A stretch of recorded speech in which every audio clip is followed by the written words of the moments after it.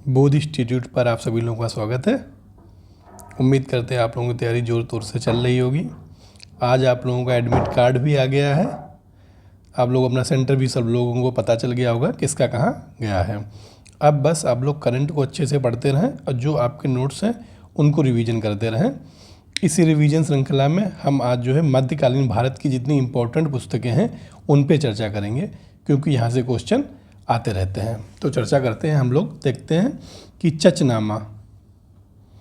चचनामा जो है अरबों की जो सिंध विजय थी ना, उस पर प्रकाश डालता है। किस पे? अरबों की सिंध विजय पे प्रकाश डालता है। इसमें यह भी पूछ लिया था किस भाषा में लिखी गई है। ये जो फारसी भाषा में है, किसमें? फारसी भाषा में लिखी हुई पुस्तक है। इसके लेखक जो है अली बिन हमीर कूफ़ी हैं। कौन से? अली बिन हमीर कूफ़ी हैं। तो चचनामा के आपको क्या ध्यान रखना है, ये अरबों की सिंध विजय पर प्रकाश डालता है। सबसे पहले ये ज़्यादा क्वेश्चन यही पूछा जाता है कि अरबों की सिंध विजय पर प्रकाश कौन सी पुस्तक डालती है, तो आपको पता होना चाहिए चचनामा है। और ये किस भाषा में लिखी है, तो आपको ये पता होना चाहिए फारसी भाषा में लिखी हुई पुस्तक है। उसके बाद देखेंगे किताबुल हिंद। क्या? किताबुल हिंद या तहकीक हिंद। तो किताबुल हिंद के लेखक कौन से हैं? अल बरूनी है। कौन से? अल बरूनी है। तो किताबुल हिंद के लेखक अल बरूनी है। किताबुल हिंद को ही हम जो है तहकीक हिंद के नाम से भी जानते हैं। उसका देखेंगे किताबुल यामनी। कौन सी? किताबुल यामनी। इसके लेखक कौन से हैं? कौन है? उत्वी हैं। कौन से? उत्वी हैं। ये महमूद गजनवी का सचिव था। अगर आपसे क्वेश्चन पूछ लिया जाता है कि महमूद गजनवी का सचिव कौन था, तो कौन है? उत्वी हैं। कौन से? उत्वी। इनकी पुस्तक कौन सी? किताबुल यामनी। उसके बाद देखेंगे तारीख जयगुसा। कौन सी? तारीख जयगुसा। ये इसके लेखक कौन से? जुबैनी। कौन से? जुबैनी। तो जुबैनी की लिखी हुई पुस्तक कौन सी है? तारीख जयगुसा। तो आप लोग अच्छे से पढ़ें, क्योंकि यहाँ से क्वेश्चन पूछे जाते हैं। 1 से 2 बार आप लोग जरूर रिवीजन कर लेना। इस क्लास का 10 मिनट की लगभग में क्लास होगी। 1 से 2 बार में कर लेंगे तो आपकी तैयारी सही हो जाएगी, आपको चीज़ें याद हो जाएंगी। तो तारीख जयगुसा किसकी पुस्तक है? जुबैनी की है। किसकी? जुबैनी की है। सियासतनामा बहुत ही इंपॉर्टेंट पुस्तक है। सियासतनामा किसकी पुस्तक है? निजामुल मुल्क तूसी। किसकी? निजामुल मुल्क तूसी। ये एकता व्यवस्था के बारे में जानकारी देता है। जो दिल्ली सल्तनत थी ना, इसमें एकता प्रणाली कार्य करती थी। आप लोगों को ये पता होना चाहिए एकता प्रणाली क्या थी क्या नहीं थी। अगर ना पता हो तो आप लोग इसको पढ़ लें, क्योंकि यहाँ से क्वेश्चन बनते हैं।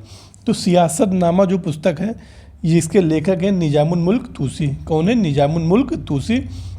ये सियासतनामा पुस्तक जो एकता व्यवस्था के बारे में जानकारी देती है। इसका देखेंगे ताजुल मासिर। कौन? ताजुल मासिर। ये किसकी पुस्तक है? हसन निजामी की। किसकी? हसन निजामी की। ये दिल्ली सल्तनत का पहला सरकारी संकलन है। सीधे ऐसे की भी क्वेश्चन पूछा जा सकता है कि दिल्ली सल्तनत का पहला सरकारी संकलन कौन सा है, तो ताजुल मासिर है। कौन सी? ताजुल मासिर, जिसके लेखक कौन है? हसन निजामी है। इसके बाद देखेंगे तबकात नासरी। तबकात नासरी के लेखक कौन है? मिनहाज ए सिराज। कौन? मिनहाज ए सिराज। मिनहाज ए सिराज की पुस्तक कौन सी है? तबकात नासरी। आपको याद रखना है ताजुल मासिर किसकी पुस्तक है? हसन निजामी की, जो दिल्ली सल्तनत का पहला सरकारी संकलन है। इसका देखें तबकात नासरी। इसके लेखक कौन से हैं? मिनहाज ए सिराज। कौन है? मिनहाज ए सिराज। इसके बाद देखेंगे आशिका। आशिका के लेखक कौन है? अमीर खुसरो। बहुत ही इंपॉर्टेंट है अमीर खुसरो जी, ये आपको याद रखना। सारी ये पुस्तकें जो है जितनी इंपॉर्टेंट अमीर खुसरो की पुस्तकें हैं मैंने लिख दी हैं। आशिका, खजाइन उल फतू, नूर सिपीहर या तुगलकनामा ग्रंथ। ये चारों बुकें जो है अमीर खुसरो की। किसकी? अमीर खुसरो की हैं। आशिका में देवल देवी एवं खिज्र खां के प्रेम कहानी की चर्चा की गई है। खजाइन उल फतू में अलाउद्दीन खिलजी के दक्कन अभियान की चर्चा की गई है। वही नूर सिपीहर में भारत की जलवायु के वर्णन किया गया है। वही तुगलकनामा ग्रंथ में गयासुद्दीन तुगलक के बारे में वर्णन किया गया। किसका? गयासुद्दीन तुगलक के बारे में वर्णन किया गया है। इसमें 2 किताबें बहुत इंपॉर्टेंट है। एक तो नूर सिपीहर, दूसरा आशिका। आशिका और नूर सिपीहर दोनों किताबें बहुत इंपॉर्टेंट, बार बार पूछी जाती है। तो आशिका में जो है देवल देवी एवं खिज्र खां के प्रेम कहानी की चर्चा की गई है। ये भी अमीर खुसरो द्वारा लिखी गई पुस्तक है। नूर सिपीहर या नूह सिपीहर, ये जो है भारत की जलवायु के बारे में चर्चा करती है। इसका देखें फतवा ए जहांदारी। कौन? फतवा ए जहांदारी, जिसके लेखक कौन से? जियाउद्दीन बरनी। कौन है? जियाउद्दीन बरनी। ये राजनीति सिद्धांत की पुस्तक। अगर आपसे पूछ लिया जाए 3-4 ऑप्शन देके कि राजनीति सिद्धांत की पुस्तक कौन सी है, तो फतवाए जहांदारी है। कौन सी? फतवाए जहांदारी, जिसके लेखक जियाउद्दीन बरनी जी हैं। कौन है? जियाउद्दीन बरनी।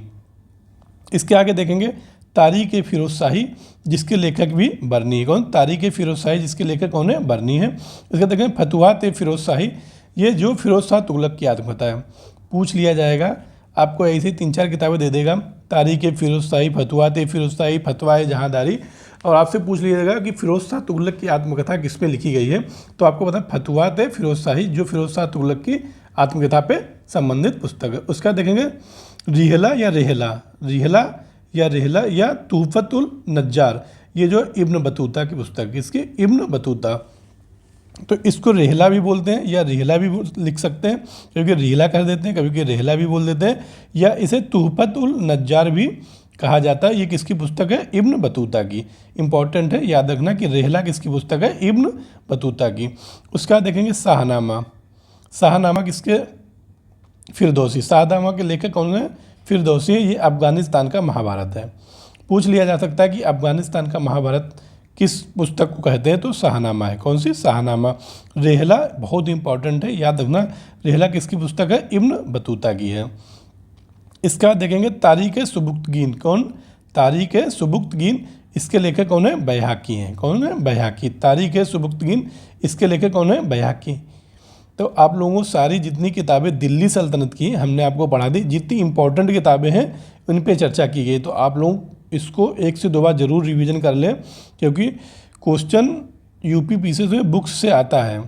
इसके बाद देखेंगे कृष्णदेव राय, बहुत इंपॉर्टेंट है, इनकी भी किताबें पूछ ली जाती हैं। तो इनकी 3 किताबें हैं। कौन सी?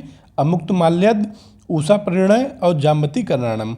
तो उषा परिणय और जामवती कल्याणम ये संस्कृत भाषा में लिखी हुई पुस्तक है, जबकि अमुक्त माल्यद जो है तेलुगु भाषा में। इन तीनों पुस्तकों के लेखन कौन है?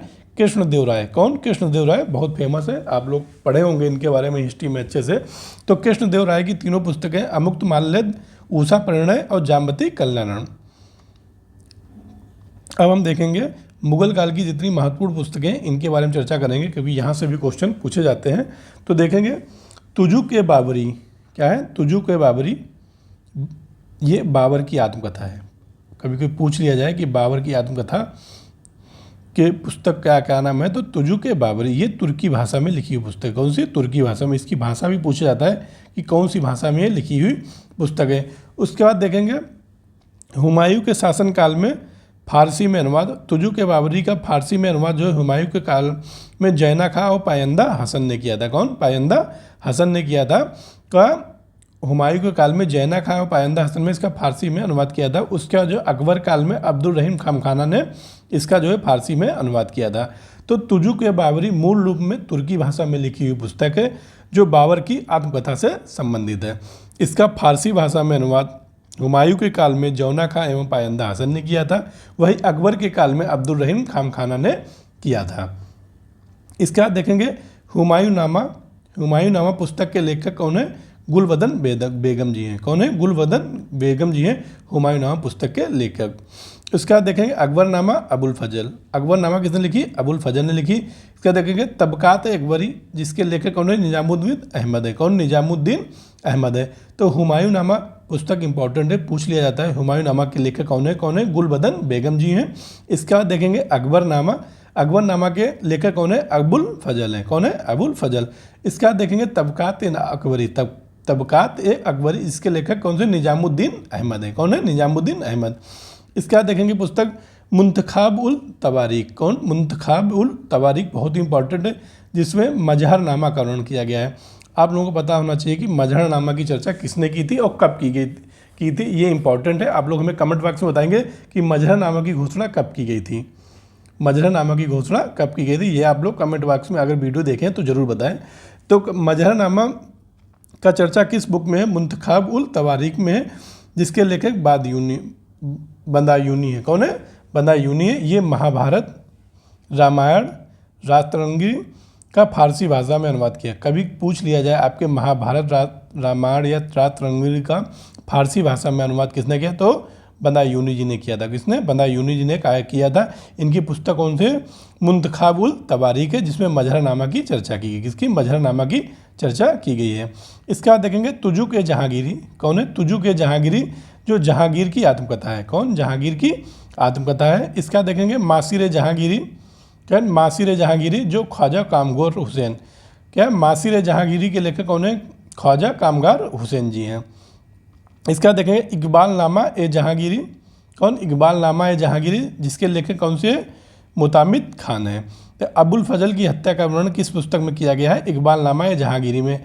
ये तीनों ऑप्शन दे देगा, आपसे पूछ लेगा अबुल फजल की हत्या का वर्णन किस में किया गया है, तो आपको यहाँ पे याद रखना होगा इकबाल नामा ए जहांगीरी में अबुल फजल की हत्या का वर्णन की चर्चा की गई है, जिसके लेखक कौन है?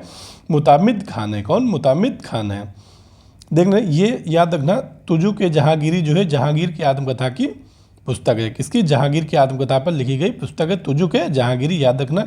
मासिर ए जहांगीरी ख्वाजा कामगार हुसैन इसके लेखक हैं। इसके बाद देखे देंगे इकबाल नामा ए जहांगीरी, जिसके लेखक कौन है? मुतामिद खान जी हैं, जो अबुल फजल की हत्या का वर्णन इसमें किया गया है। इसके बाद देखेंगे तारीख रसीदी। कौन? तारीख रसीदी, मिर्ज़ा मोहम्मद हैदर दुगलत ने इसके लेखक है। ये हुमायूं नामा के समय का वर्णन करता है। आपसे पूछा जाएगा हुमायूं नामा के समय का वर्णन कौन सी बुक करती है, तो तारीख रसीदी है। कौन सी? तारीख रसीदी। आपको याद रखना चाहिए, तारीख रसीदी जो है मिर्ज़ा मोहम्मद हैदर दुगलत ने इसको लिखा है, जो हुमायूं नामा के समय के वर्णन करती है। इसका देखेंगे पदशाहनामा, इंपॉर्टेंट है, शाहजहाँ के समय का इतिहास लिखा गया है। आपसे पूछा जाएगा शाहजहाँ के समय का इतिहास किस पुस्तक में लिखा गया है, तो आपको याद रखना पदशाहनामा ने लिखा गया है। इसके 3 लेखक हैं। अमीर काजनीवी आरंभिक 10 वर्षों का वर्णन करते हैं शाहजहाँ के समय का, और अब्दुल रहीम लाहौरी जो 20 वर्षों का वर्णन करते हैं। इसके बाद सबसे लास्ट में जो है मोहम्मद वारिस है। तो ये तीनों लेखक जो हैं पदशाहनामा से संबंधित है। पदशाहनामा में शाहजहाँ के समय का इतिहास मिलता है। इसके बाद देखेंगे आलमगीर नामा। क्या? आलमगीर नामा, जिसके लेखक कौन है? मिर्ज़ा मोहम्मद काजिम सिराजी। कौन? मिर्ज़ा मोहम्मद काजिम सिराजी आलमगीर नामा के लेखक हैं। आलमगीर नामा के लेखक कौन है? मिर्ज़ा मोहम्मद काजिम सिराजी। ये औरंगजेब के समय का सरकारी इतिहासकार। आपसे पूछा जाए आप अगर क्वेश्चन में कि औरंगजेब के सरकारी इतिहास कौन था, तो आपको यह बताना होगा कि मिर्ज़ा मोहम्मद काजिम सिराजी थे, जिनकी पुस्तक जो है आलमगीर नामा है। कौन सी? आलमगीर नामा है। इसके बाद देखेंगे मुआसिर ए आलमगीरी। कौन? मुआसिर ए आलमगीरी, जो साकी मोहम्मद खान ने लिखा है। किसने? साकी मोहम्मद खान ने लिखा है। ये मुगल राज्य का गजेटियर कहलाता है। क्या? मुगल राज्य का गजेटियर किस बुक को बोला जाता है, तो मासिर ए आलमगीरी को बोला जाता है। किसका? मासिर ए आलमगीरी को मुगल राज्य का गजेटियर बोला जाता है, जिसके लेखक कौन है? साकी मोहम्मद खान जी हैं। कौन? साकी मोहम्मद खान जी हैं। इसका देखेंगे मुंतखाब उल लुबाब। कौन? मुंतखाब उल लुबाब, जिसके लेखक खफ़ी खां हैं। कौन है? खफ़ी खां है मुंतखाब उल लुबाल के। उसका देखेंगे ये नुस्खा ए दिलकुश। क्या? नुस्खा ए दिलकुश, जिसके लेखक कौन है? भीमसेन। कौन है? भीमसेन। आपको याद रखना है कि नुस्खा ए दिलकुश के लेखक भीमसेन है। ये मुगल मराठा संबंधों की जानकारी करता है। आपसे ऑप्शन में पूछा जाएगा कि मुगल मराठा संबंधों की जानकारी किस पुस्तक में दिया गया है, तो आपको याद रखना होगा नुस्खा ए दिलकुश में दिया गया है, जो भीमसेन द्वारा लिखी गई पुस्तक है। किसके? भीमसेन द्वारा लिखी गई पुस्तक है। इसके बाद देखेंगे फतुहात ए आलमगीरी। क्या? फतुहात ए आलमगीरी, ये ईश्वरदास नागर द्वारा लिखी गई पुस्तक है। ये मुगल राजपूत संबंधों की जानकारी देता है। मुगल मराठा संबंधों की जानकारी कौन देता है? नुस्खा ए दिलकुश कर देता है। वही फतुहात ए आलमगीरी मुगल राजपूत संबंधों की जानकारी मिलती है। किसकी? मुगल राजपूत संबंधों की जानकारी किससे मिलती है? फतुहात ए आलमगीरी से। इसके बाद देखेंगे ग्रांड डफ। कौन? ग्रांड डफ है, ये मराठों का इतिहास लिखा जाता है। इसमें कौन सा? मराठों का इतिहास लिखा गया है। इसके लेखक कौन है? James grant. क्या है? जेम्स ग्रांट डफ। ग्रांट डफ जो है पुस्तक का नाम है, जिसमें मराठों का इतिहास लिखा गया है। इसके लेखक कौन से? जेम्स ग्रांट डफ हैं। कौन है? जेम्स ग्रांट डफ हैं। तो आप लोगों को याद रखना, मुगल मराठा संबंधों की जानकारी किस पुस्तक में मिलती है? नुस्खा ए दिलकुश में मिलती है। वही मुगल राजपूत संबंधों की जानकारी किस पुस्तक में मिलती है? फतुहात ए आलमगीरी में मिलती है। ग्रांड डफ जो है ये मराठों के संबंध का इतिहासकार इसमें लिखा गया है, जिसके लेखक ग्रांड डफ जी हैं। इसका देखें कर्नल जेम्स टाट। कौन? कर्नल जेम्स टाट, ये राजपूतों के समय का इतिहास लिखा गया है। क्या? राजपूतों के समय का इतिहास इन्होंने लिखा है, कर्नल जेम्स स्टार्ट ने। इसका देखेंगे नोट है, पंचतंत्र का फारसी में अनुवाद अबुल फजल ने अनवर ए सुहेली नाम से किया है। अगर कभी कभी पूछ लिया जाता है कि अनवर ए सुहेली किसका अनुवाद है, तो याद रखना कि पंचतंत्र का। किसका? पंचतंत्र का अनुवाद जो है अनवर ए सुहेली, जिसके लेखक कौन है? अबुल फजल जी है। तो पंचतंत्र का जो फारसी भाषा में अनुवाद किया है, किसने किया है? अबुल फजल जी ने किया है, जिसका नाम, उस बुक का नाम क्या है? अनवर ए सुहेली। क्या है? अनवर ए सुहेली। उसके बाद देखेंगे एक शब्दावली है, नस्तालीक। पूछा जाता है कभी कभी क्वेश्चन में कि नस्तालीक किससे संबंधित, तो ये एक प्रकार की फारसी लिपि है। क्या है? फारसी लिपि है, जो औरंगजेब लिखने में निपुण था। कभी कभी पूछ लिया जाता है कि नस्तालीन, वैसे भी आते हैं यूपीपीसीएस में क्वेश्चन कि इसका शब्द का वर्णन क्या है, इसका शब्द का वर्णन क्या है। तो ऐसे ही नस्तालीन है, जो एक प्रकार की फारसी लिपि है, जो औरंगजेब जिसको लिखने में निपुण था। क्या? औरंगजेब जिसको लिखने में निपुण था। तो आप लोगों को जितने ही मध्यकाल की इम्पोर्टेंट बुक्स थी, सब पे चर्चा कर दी गई। बस 1 से 2 बार आप लोग इसको अच्छे से देख लें, ताकि एग्जाम तक आपको चीज़ें ये सब याद रहेंगे, क्योंकि यहाँ से क्वेश्चन आते हैं। इसके बाद एक जो है मॉडर्न इंडिया की जितनी ही इंपॉर्टेंट बुक है, उस पर 15 से 16 मिनट की लगभग में क्लास आएगी, उसको देख लेना और चीज़ें आपकी अच्छे से तैयार हो जाएंगी। आज के लिए बस इतना ही। धन्यवाद।